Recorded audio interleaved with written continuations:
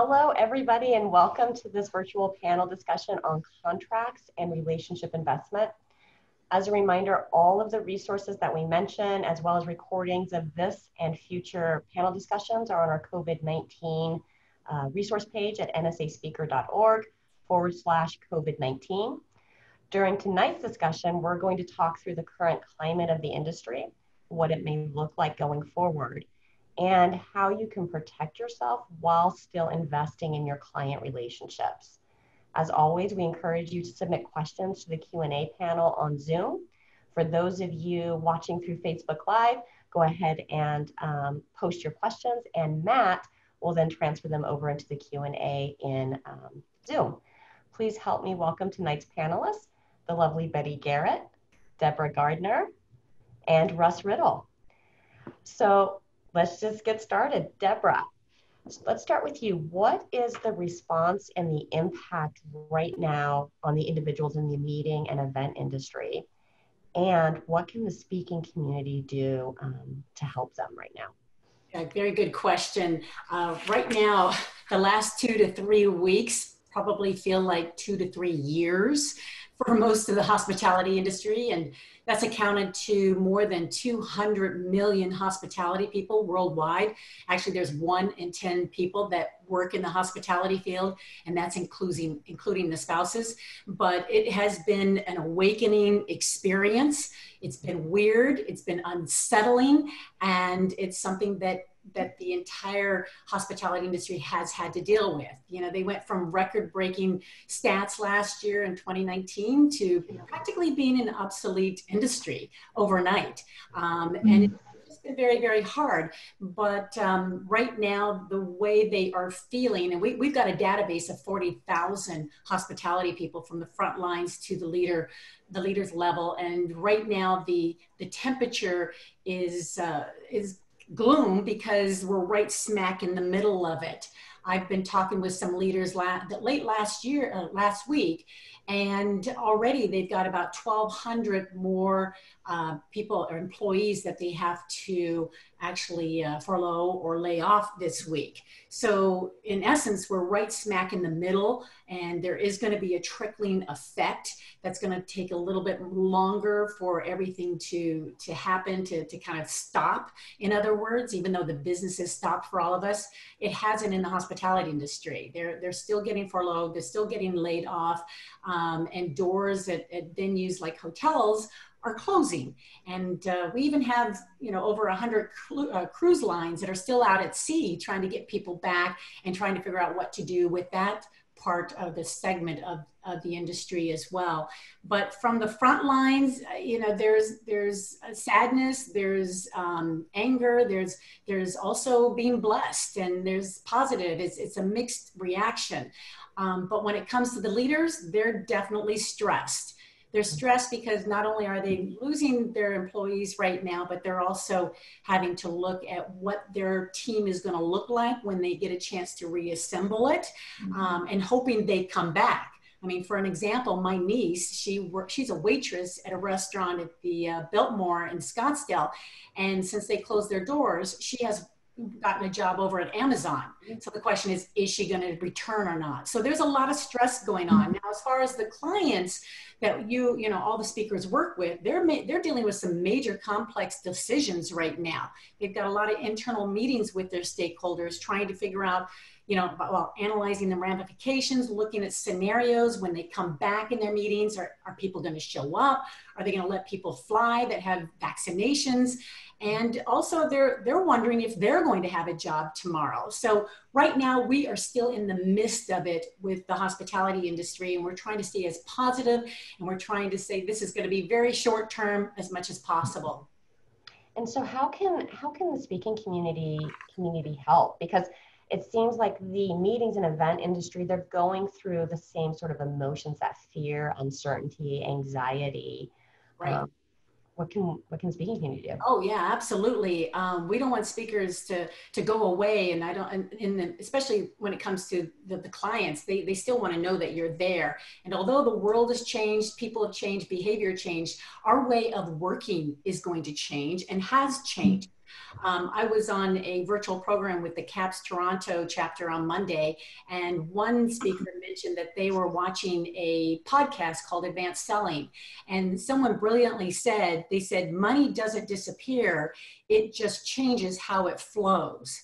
And that's where we are right now. So we have to think about the fact that, you know, we've got this global challenge and we need to turn it into a business opportunity now. And so the best way to do it is reaching out to those customers that they'd like to hear from you, because you just never know. Ted with the Ohio NSA chapter did just that. And his client was so thankful for him reaching out that he actually gave him an RFP for a proposal, to put a proposal in for next year's annual meeting. So you just never know what you're going to get from that, but also just have the mindset that where everything is flowing right now is different because business has completely stopped right at this moment. So if you're thinking about it, think of it as sell to please, not for fee, right this moment. And as we get on to the next couple of weeks, things will change. So Betty, what are you seeing? And then how can speakers work with bureau partners and their clients? It's amazing how just a day a difference can make. I remember prior to COVID-19, it was a $1 trillion industry.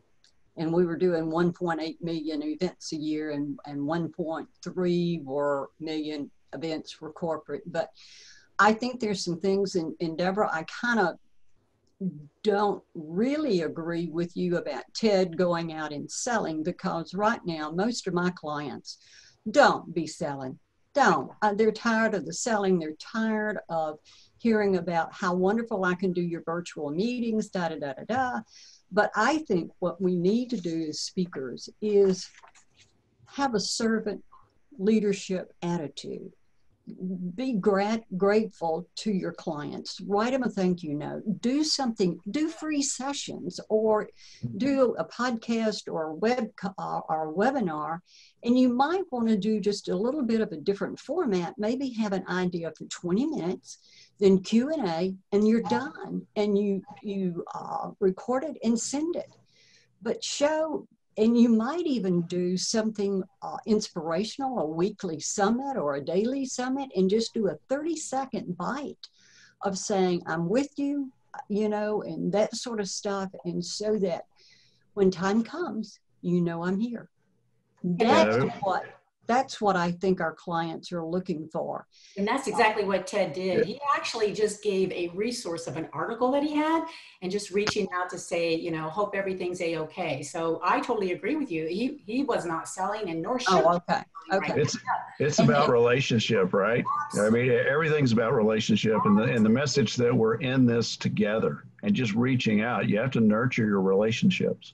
So true. So true. And then also yesterday I was talking to one of our speakers, and she was saying that she called her client just to say hello, and they said, can you do, you know, a webinar for us? And she said, sure. So she ended up doing, it was a free one, but they were so thankful for what she did. And so they said, we'll see you, you know, later on when we have the money, because so many companies right now have a freeze on spending and a freeze on signing contracts until all of this kind of marches out. But I just think, as Russ brought out, this is a relationship business, and now is the time to show just how much you're willing to go that extra line and to help your client, to help one another. My God, we're all isolated, and I'm dying for a hug. It's been 3 or 4 weeks, and I'm a hugger. So what can I say? Remember that. They will remember. Oh, I know. So but bring it on. That's a whole good list of things that speakers can be doing now to nurture relationships. Is there anything that you would advise speakers to be doing now on the business side to set them up for, like, when this does end, like they're just super prepared? Mary Lou, how long do I have? What are your top items? Okay. Let's talk about the 4 bold strategies now. We can talk about 4 bold strategies during COVID-19. Let's look at your speech. When was the last time you did more research on your speech? When was the last time you refreshed it? When was the last time you made it more relevant? And God knows after this is over, we're going to need a lot of relevancy. And what keeps you from developing a second keynote presentation? You don't have to just stick, I don't want you to say, just stick to one. Let's have a variety, but for God's sakes, don't do 30.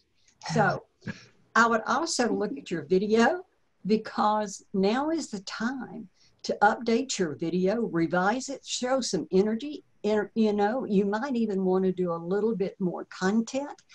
I'm not asking you to spend a bundle of money right now, but it shouldn't take long to take maybe your existing video, and don't get it 60 minutes long, but keep it within 3 to 5 minutes on your demo reel, and maybe tweak it. Do something different that shows that you've been working a little bit differently. And I'd also look at your website. How long has it been since you've updated your website?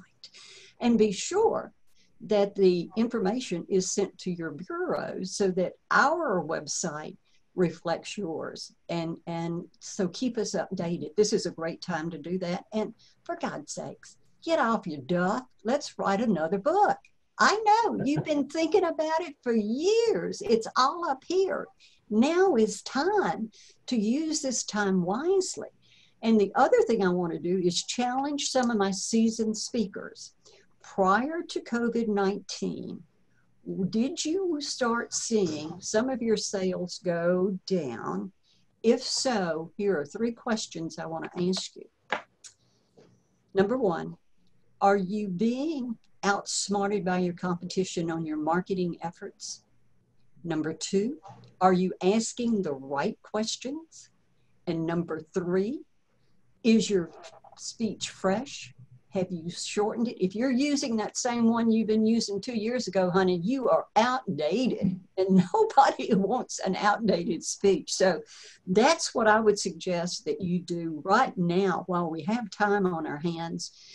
Now is the time to be more productive, because when the gate opens, honey, you are going to be flying out the door. So get ready.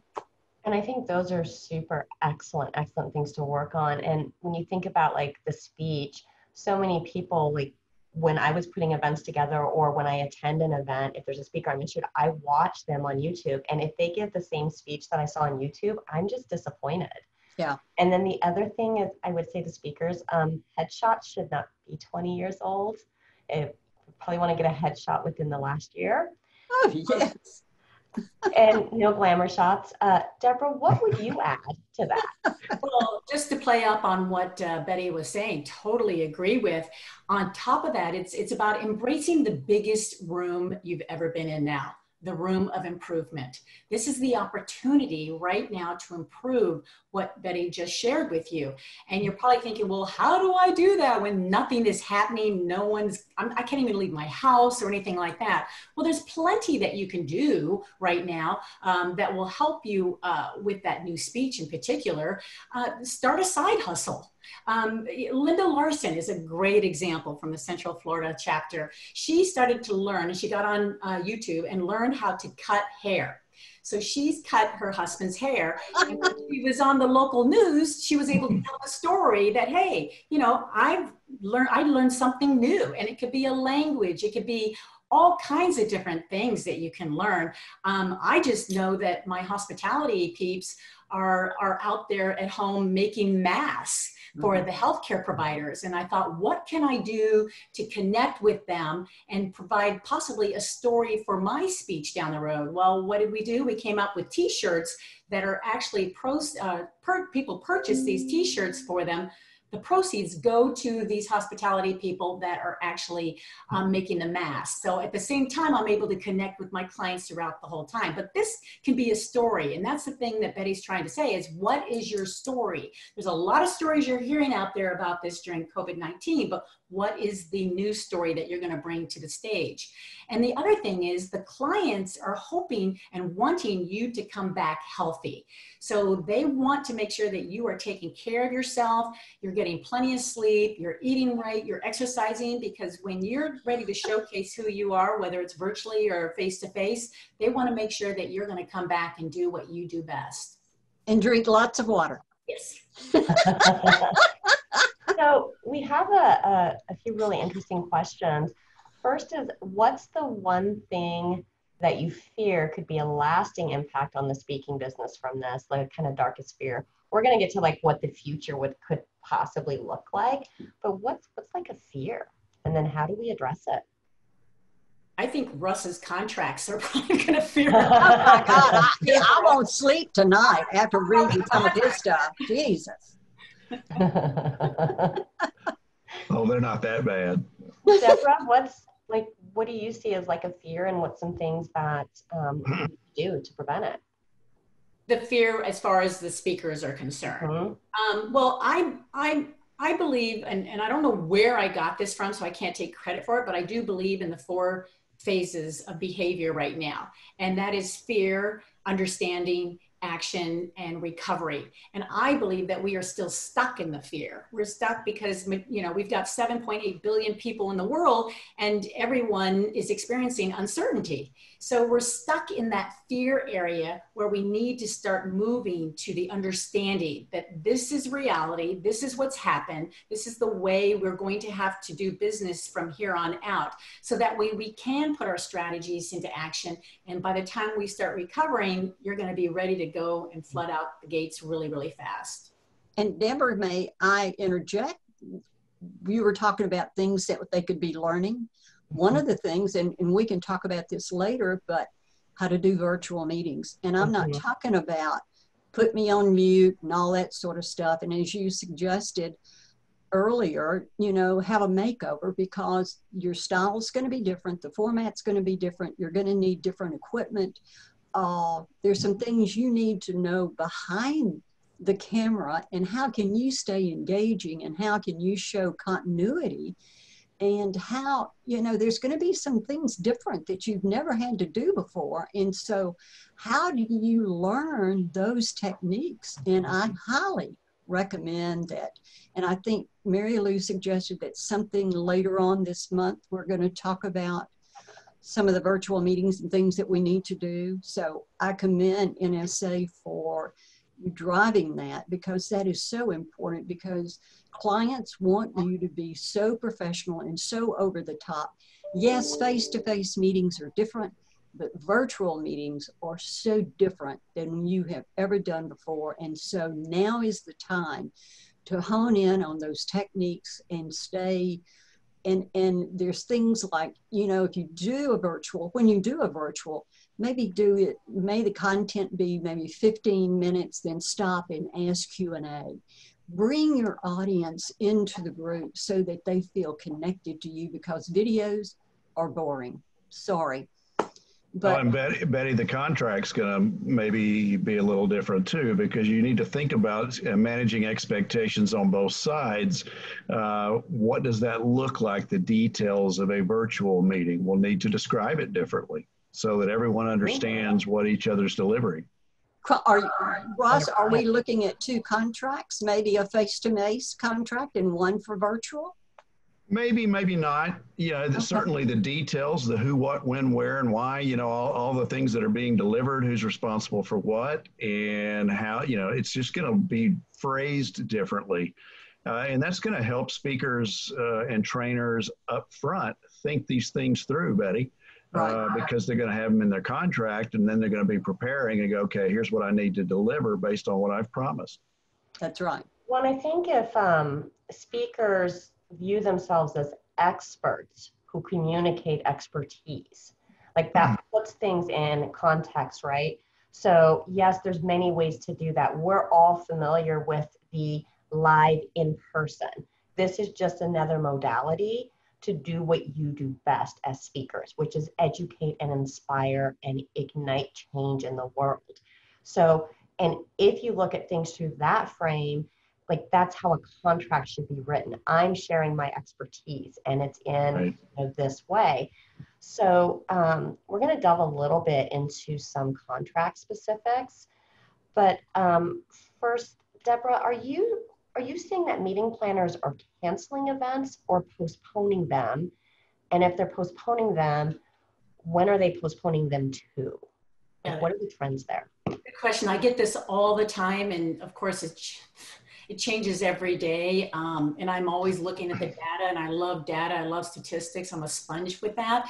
But there was just a report that came out from the North Star survey of about 532 people in the industry. And it turns out right now that there have been 65% of cancellations across the board. So cancellations totally prevailed. Everyone had that fear factor, and they just stopped their meetings. As far as postponing, there's been about 40% that have been postponing, which leaves the other 60% that have not done anything yet. So they're in that holding pattern right now because they haven't made any decisions. They're just basing on what's coming out in the news every day, right at the moment, right now. And on the other hand, there's not much they can do because they can't call their sales contact at a hotel because the hotel's closed. The GM is taking all the calls, and he's trying to stay up as much as possible.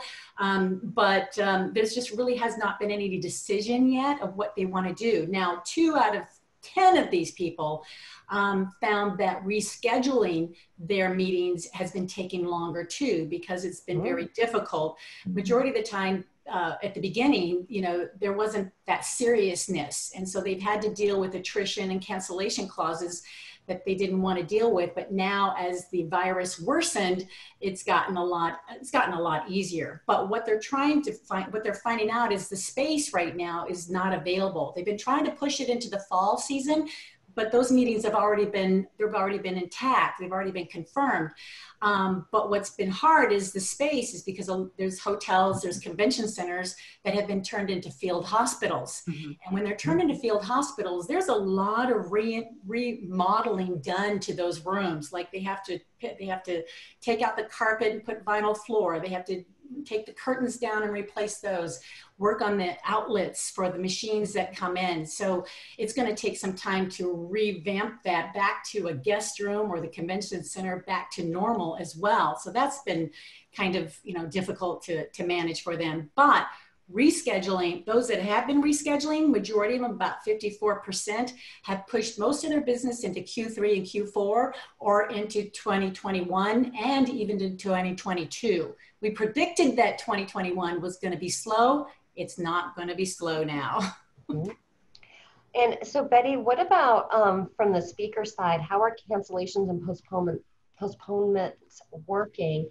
And specifically, I'm interested in deposits, because speakers have already, even though they're not giving that live speech, they have invested their time developing content and materials.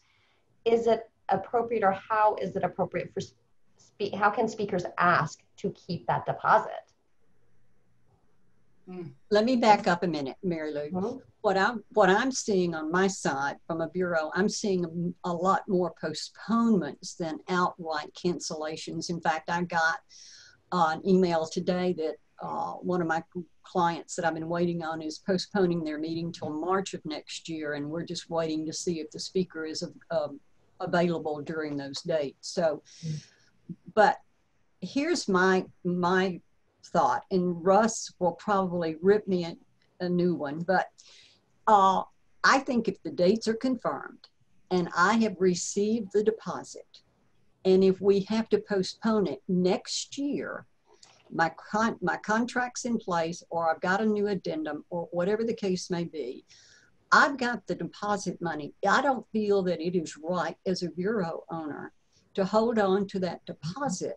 Why not go ahead and send it to my speakers so they can use this as cash flow? My God, we all are, strapped unless you're, Mark Cuban. But I would say that when you do that, what I did, I went to my client and I said, I want to release this deposit money to so-and-so. I need you to sign off of it and date it. And I sent the same thing to the speaker. Have the speaker sign off of it, date it, and all that sort of stuff, so that I've got documentation stating that that deposit money has already been given to the speaker. Now, how do I say this? I think by doing this is like paying for that research and the content that they have already developed for the meeting that was postponed. Now,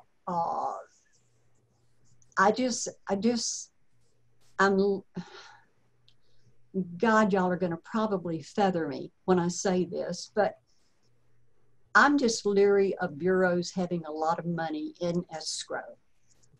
So now the speaker should not demand the deposit. You get more bees with honey. So why not ask for it and then have a good argument as to why you should have it? Because the bureaus, I don't think are going to just volunteer to send you the money. Now I could be wrong. I like your approach, Betty. It's kind of what we titled this panel discussion. It's the difference in being hard-nosed about a contract, and this is a lawyer saying, I don't. You can do that, but you cut your nose off to spite your face. I mean, it's a relationship, and you mentioned the word while you were talking that I was thinking exactly, escrow, and an escrow agent holds money until both sides agree that it can be released. So I think you did the exact right thing by doing that. The key is to get it, the key for your sake, Betty, the key is to always get it in writing, and an email is fine, but to have something in writing to avoid the he said, she said scenario. Thank you, Ross. I feel good. Yay! You're not going to come after me. That was going to be my question, Russ, was like legally, can they release it from escrow? And I think you just answered that, which is fantastic. And again, Betty, I want to applaud you for the way that you were treating your speakers and building, like that's the very definition of building the relationship, because it means a lot to our speakers right now. Well, look, I can't do my job without my speakers. And why not treat them just like I would my clients? Because I can't do it. And I need you to be on my side. I need you to be flexible. And I can say, Mary Lou, those that I've worked with have been more than willing to go the extra mile and have been willing to compromise and help me submit with the client. So I'm proud of my NSA members, and I'm proud that they are working with me. And I'm not trying to take advantage of anybody. I just want it to be fair. It's a relationship. I think it's just, we're hearing so much about deferments and advances and ways that all people in all industries are looking for a little relief during this time because everybody's hurting. And I think what you're talking about is just what it looks like in our industry. And I applaud you. Thank you. So Betty, are you seeing increased demand for virtual meetings? And then for the virtual meetings that you're being requested, are people expecting reduced fees? Are your clients expecting to pay less? Well, you did one good thing and then you took it away. No. There is an increase about virtual meetings now. And yes, fees are being reduced. And I have seen fees go across the board. I've seen some people with a $20,000 typical fee go down to $7,500 or $10,000 to do a virtual meeting. However, I would hope that our speakers, and I try to encourage our speakers to add more value because it is a virtual meeting. Yes, you are coming off of your fee, but you don't have to travel and you don't have to do the wear and tear and all of that sort of stuff. But I don't think it's taking away from the expertise of the speaker at all. I know that as we talked about, the virtual meetings, I heard that Microsoft is now have come out with their meetings are going to be virtual from now through July of 2021. And I think we're going to see a combination after, let's just say we get out of jail August, September, whenever it is. There's going to be a time frame when people are not going to want to travel and that sort of stuff. But at some point, we will have meetings now. I've heard that in the latter quarter, the third quarter, that we'll start having some meetings, and then we'll have meetings again in the fourth quarter. Now, were those virtual meetings or were they face-to-face meetings? And I think we're going to see a combination of both. And then, like I read in the Herman report today, that speculation has it that we might be able to get out of quarantine if everything remains the same by June the 1st. But I think that's a little optimistic. But yes, there are virtual meetings. And as we discussed earlier, I think our speakers need to be briefed and kept up to date on how to work the virtual meetings and how to keep the continuity and have the host introduce them and the task and stuff that needs to happen behind the camera. So Deborah, this one's going to be for you. Let's go back to clients expecting to pay less for a virtual meeting. Do you think that's simply because there's less travel cost? Do you think there's something else? Or do you think that virtual meetings are just not perceived at the same value level as an in-person? And if that's the case, what can we do to change that? I think in the past, the whole perception of virtual is exactly that. You're not getting on a plane, you're not taking a whole day out of your your workload. So why should we be paying you? But you know what? I really think that's going to change. I think from here on out, I think virtual is going to be, it's going to bring a new stage presence. Because like Betty said, there's going to be a combination. Well, here is the opportunity for speakers, because we've always wanted spin-off, to do workshops and things like that. Well, now that virtual is going to be part of the process for a lot of these companies and organizations, I totally see, a meeting virtual. And this is an opportunity for speakers to be part of that process more now than ever. So I believe that if we can just educate our clients of our value, where we can have, be part of that new type of spinoff, I think we're going to be able to keep our fees. And I think it's just going to end up being a big plus for all of us, because the cost model for virtual is 70% less than a live event.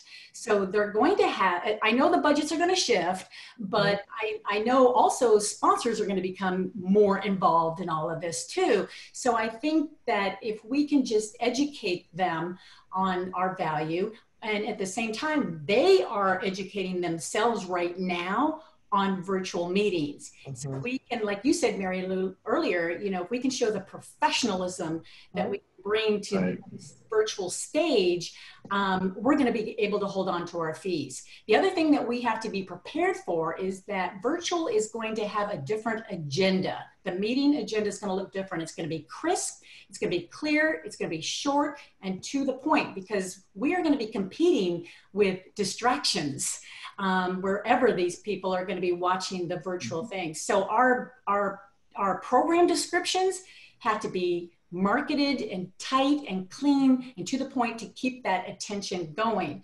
We got to decide, are we going to use slides? Are we going to use video? But here's one thing that's going to happen, and Russ is going to want to chime in on this, is that the clients are going to be asking for recordings. They have in the past with our contracts, but now they really can record. So what does that look like? Are we going to have to negotiate a price for them to keep it up for 6 months?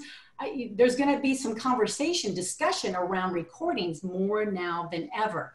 The other thing we're going to see is we're going to see airport virtual rooms. So speakers will go to the airport, but they'll go into a virtual room and do their program right there as if they're in that city. So that's going to be different. We're also going to see interaction happening virtually.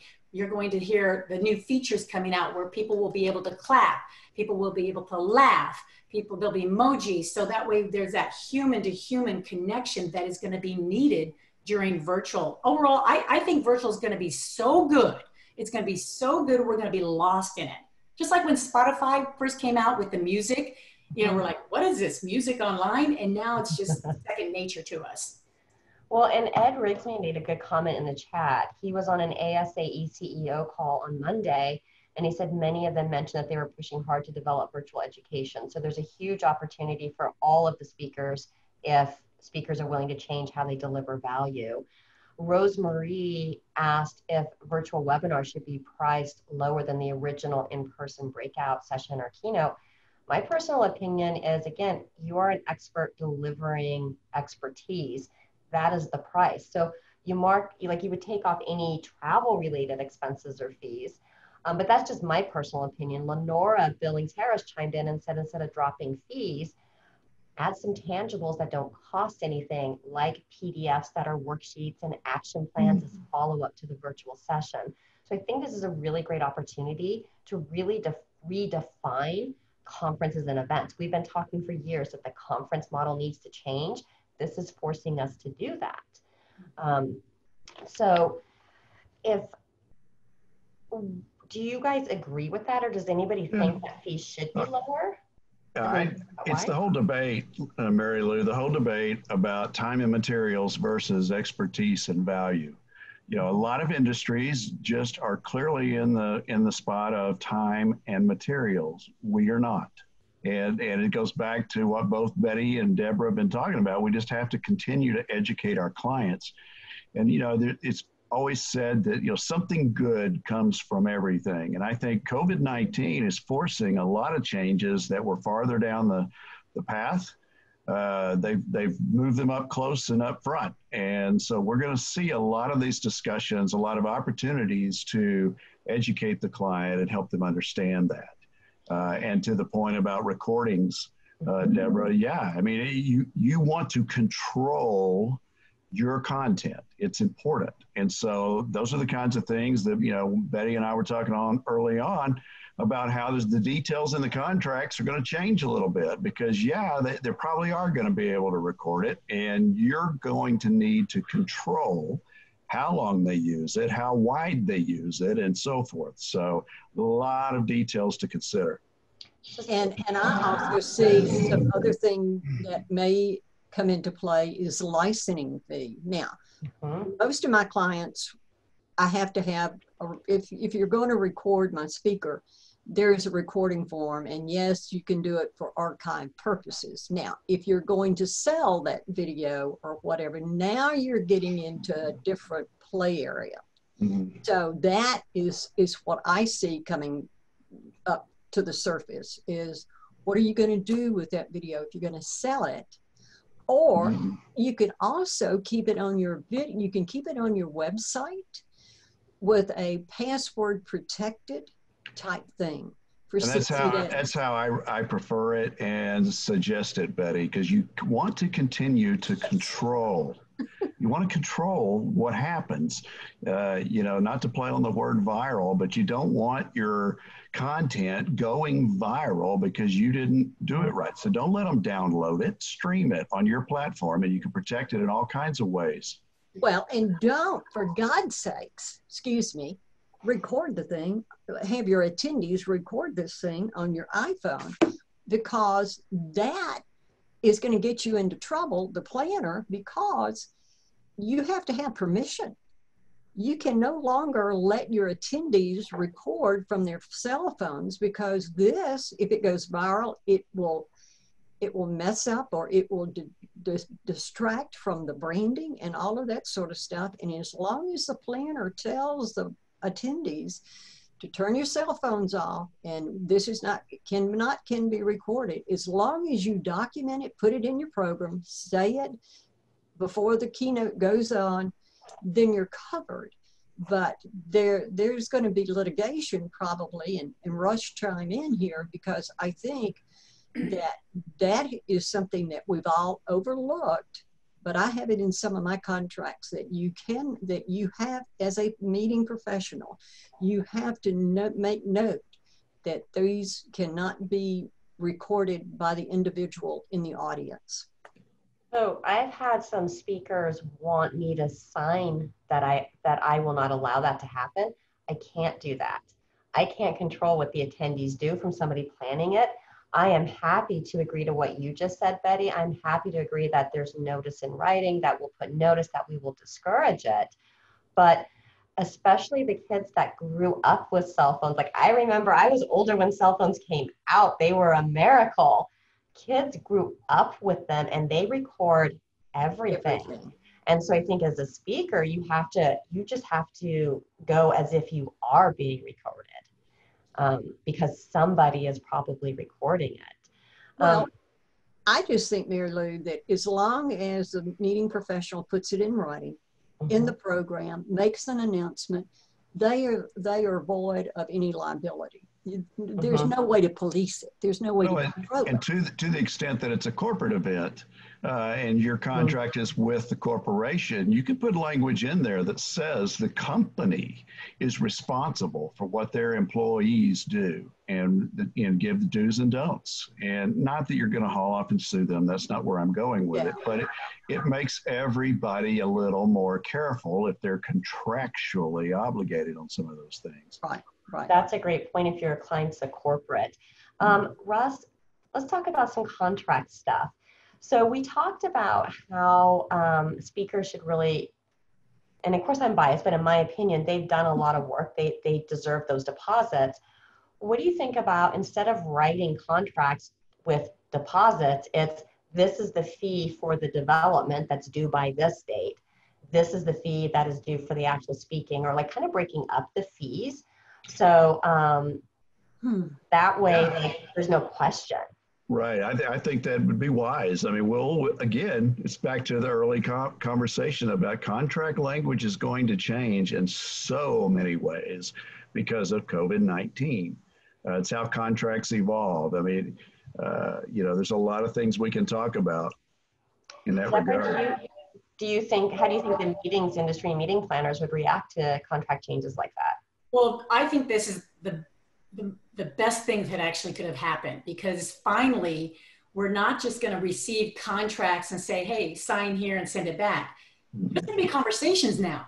So the opportunity to get on the phone and actually review the clauses are going to be important from both sides, because I've seen speakers really being frustrated with like deposits. It's like, wow, that should have been discussed up front and agreed. You shouldn't be having to deal with what to do with it now. That should have been, determined up front. So I see a lot of conversations going, and as I say to my audience, slow down to speed up. It's all about slowing things down and making sure that everything is secure so that there's no surprises on the end. That's right. By the way, one of the things that you can do during this downtime is work on your contracts, pull out your contract. What does it say? So, Russ, with contracts, should speakers have a force majeure clause? And can you, in English, go over like what is a force majeure clause, and does it cover speakers? Like, do they get an out if something like this happens, like COVID? Well, I mean, just for the benefit of everyone that may not know what a force majeure clause is, it basically is, the gist of it is, if I can't possibly fulfill the contract, I get an out, right? And then I say the two words that lawyers often say, and people laugh about, is it depends. Was there a force majeure clause in the contract? And if there was, we need to take a look at it. Force majeure clauses are one of those clauses that people tended to just kind of skim over, and it's in the back of the contract, and acts of God, and floods, yeah. And they just haven't paid a lot of attention to them. Well, after 9/11, people started paying attention to them for a while, and acts of terrorism, for instance, got added to the laundry list when it hadn't been in there all that often before. Well, guess what? There's not that many force majeure clauses. And by the way, there is not a standard. We throw the word boilerplate around. Force majeure clause is only boilerplate in the fact that it's in a lot of contracts. There's no standard force majeure clause, and we have to pull them out and look at them. And there's a lot of considerations. What's included in the list of events? And I'm betting that a large majority of them don't have epidemics, pandemics, and contagious disease outbreaks and things like that, but they will going forward. Just like at 9/11, we added acts of terrorism. We're going to be adding pandemics to these force majeure clauses. But what's in the list? As we look back at contracts that were done pre-COVID-19, you've got to measure them up against some things. So If you had in there a national emergency, maybe we can get it in under that.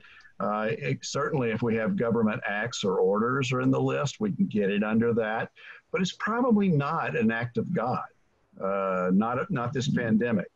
So we have to look at the list. That's the first thing. And then, does it have a catch-all clause? A lot of force majeure clauses do, and they say different things. What does your catch-all clause say? And what state are you in? Because state courts from state to state interpret those catch-all clauses differently. Some states require that it had to be unforeseeable. Well, epidemics and pandemics are forever now foreseeable, okay?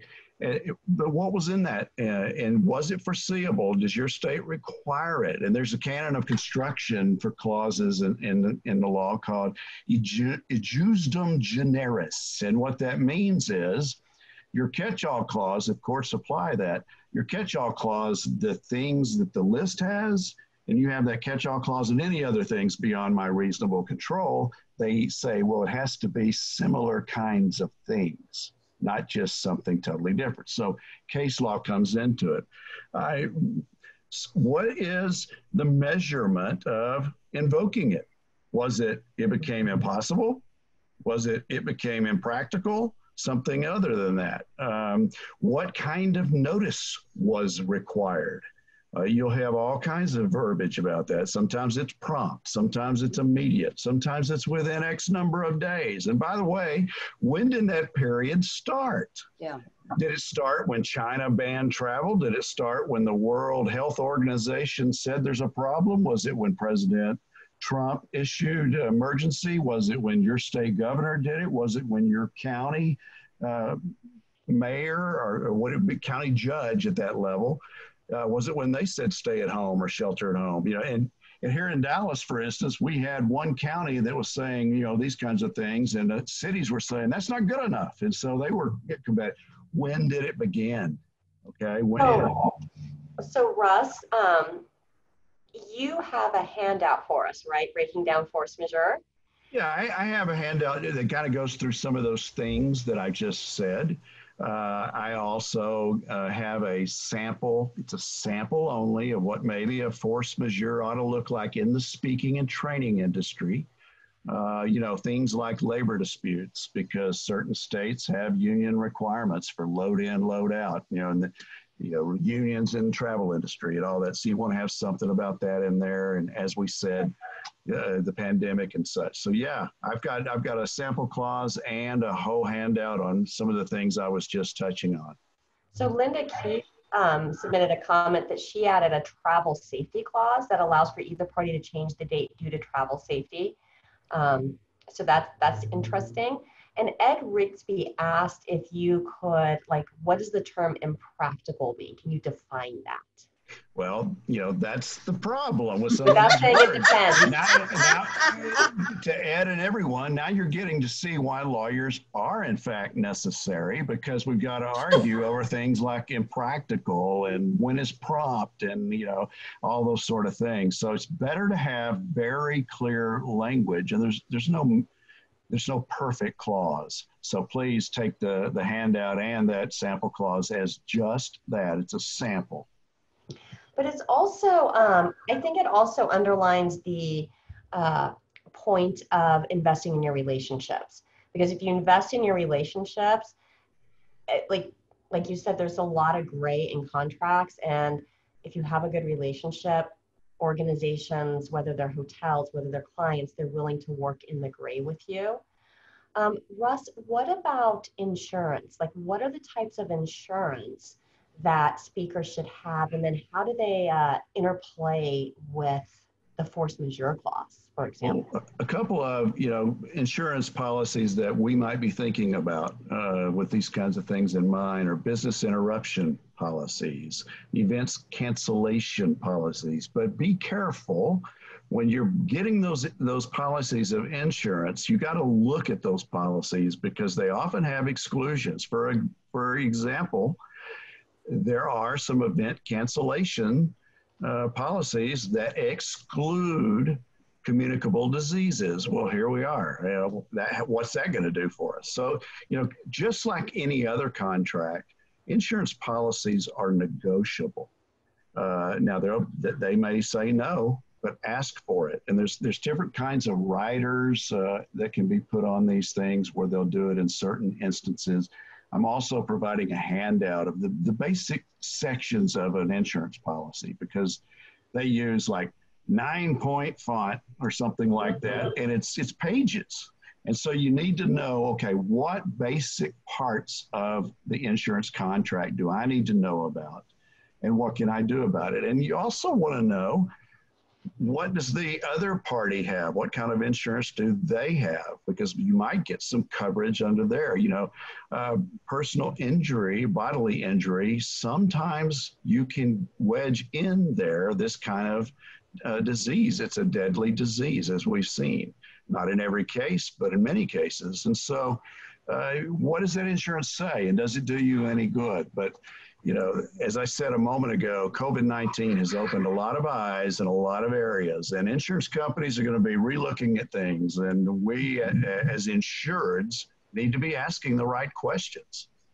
And so Deborah asked, when you were talking about different state laws, if the state you live in or the state you're speaking in, don't you normally specify that in a contract, right? You specify the laws of which state. Yeah, typically. And of course, you always want it to be your own state, unless it's a situation where a state is more liberal on certain issues. You know, like a lot of book publishing contracts, it's sometimes a good idea to use New York law because it's very broad compared to some of the other states. But yeah, it's basically, okay, what state's law applies to this contract that I'm trying to figure out if I have an out, or how things are going to be interpreted, because it can make all the difference.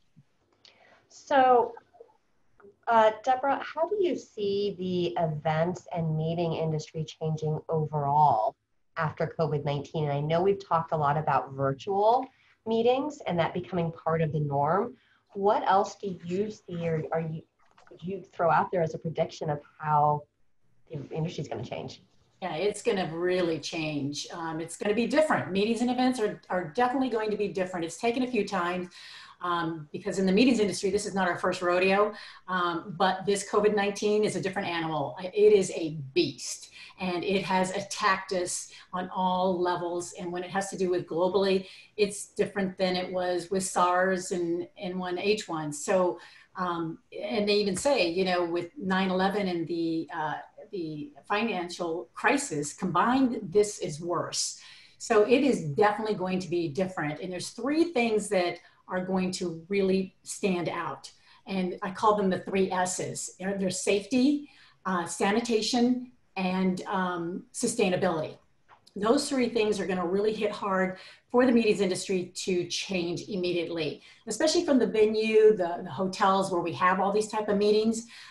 When the leaders put together and reassemble their teams, they're going to have to, you know, figure out how are the front line are going to interact with their guests when they check in. What is housekeeping going to look like? Are they going to be wearing masks and gloves? And how do they handle the laundry?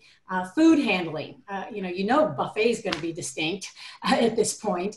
And what are the seat configurations? You know, we're used to rounds of 10. Are they going to be rounds of 4 at this point? And as far as the clients are concerned with safety, they're probably going to have glove and mask dispensers right before you walk into the room. Or if you're sick, you know, do you have to have instant testing? Are you going to have a doctor's note talking about going back to the basics, right? And what does the engagement look like among everyone? You know, they've been wanting the experience of the entire room being, being in the process of being all the brilliant minds and really engaging with each other, and how is that going to change? And on a speaker standpoint of view, you know, what are they going to, you know, what are we all going to do to help that process, especially when it comes to safety and risk management? Right now, you know, when I'm talking to the NSA chapters, I'm just saying, get something as simple as CPR. You know, just letting your clients know that you have CPR is going to help their mindset going, phew, you know, at least, because here's the thing, you as a speaker, you're up on stage, you're on that platform, you can see the landscape of the room much better than they can. And when you see something like somebody choking on a piece of bacon during breakfast, you know, in the middle of your speech, you got to jump to action. And they're going to be looking, they're going to be saying, you know, how are you going to be part of the plan? How are you going to help? And it's only going to help sell you to them if you know more about the safety, because it is a global concern way above and before even attacks at this point, terrorist attacks like it used to be last year.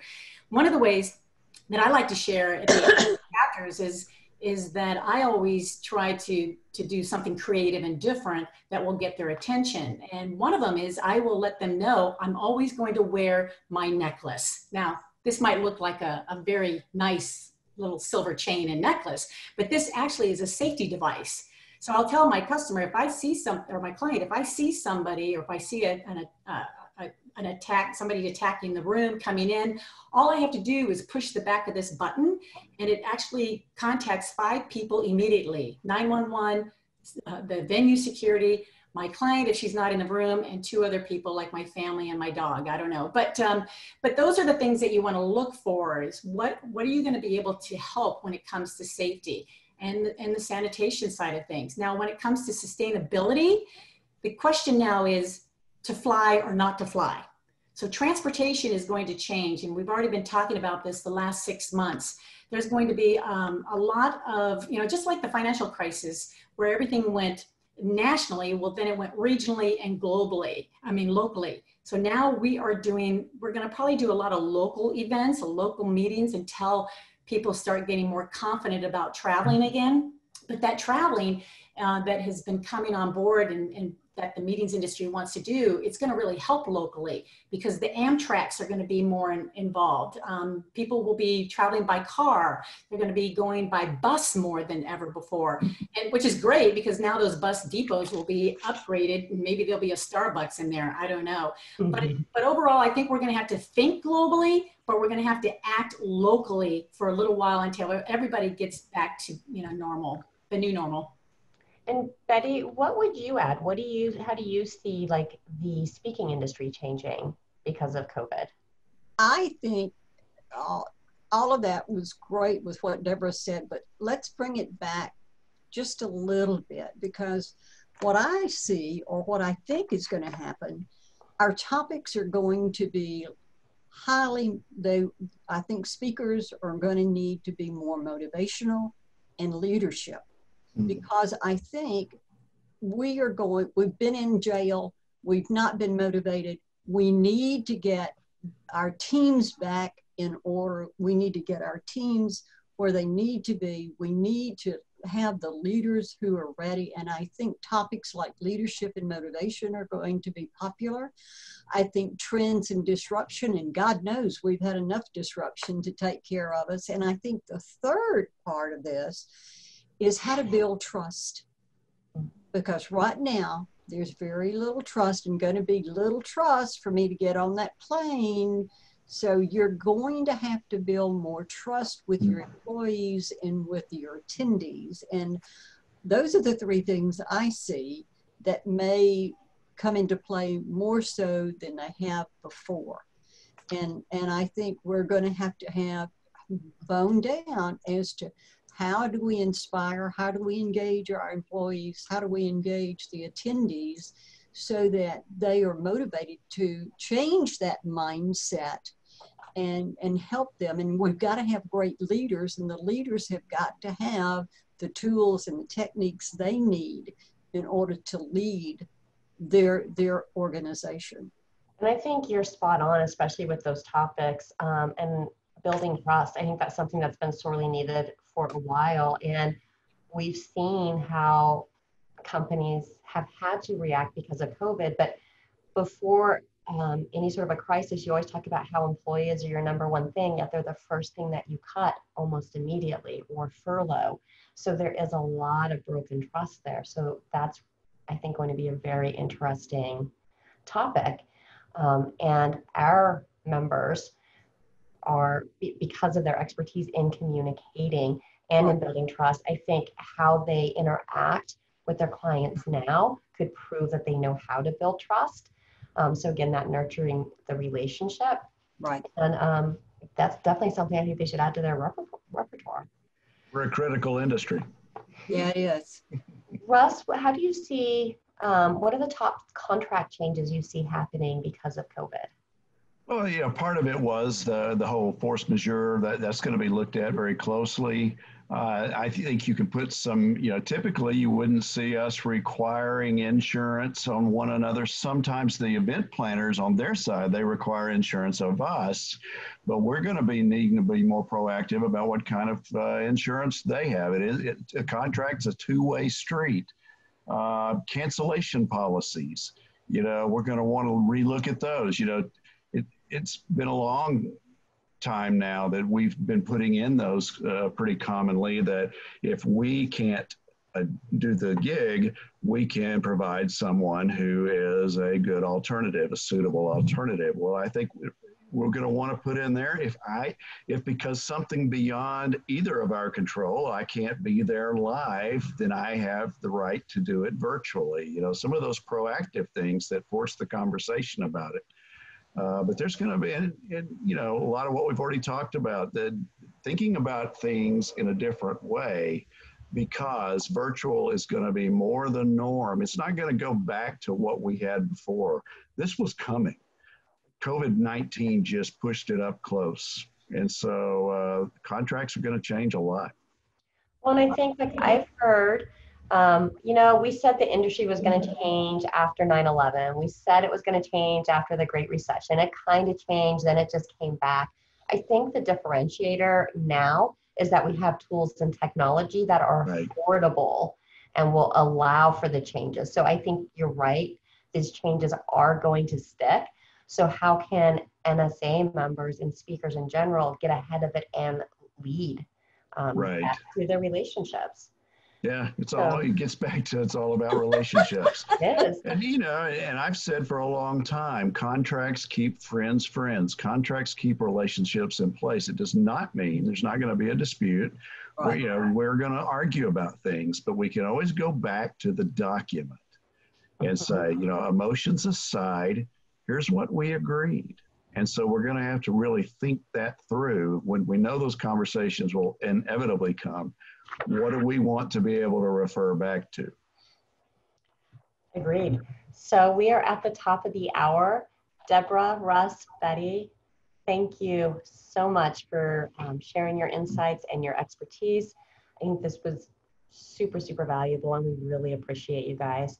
And thank you to everybody who tuned in tonight and who participated. Again, you can review this recording as well as the handouts that were referenced, including a handout from Betty on video tips and a handout from Deborah on top 10 things you could be doing right now. All of that will be on our COVID resource page at nsaspeaker.org/COVID. Thank you, everybody. Stay safe and be well.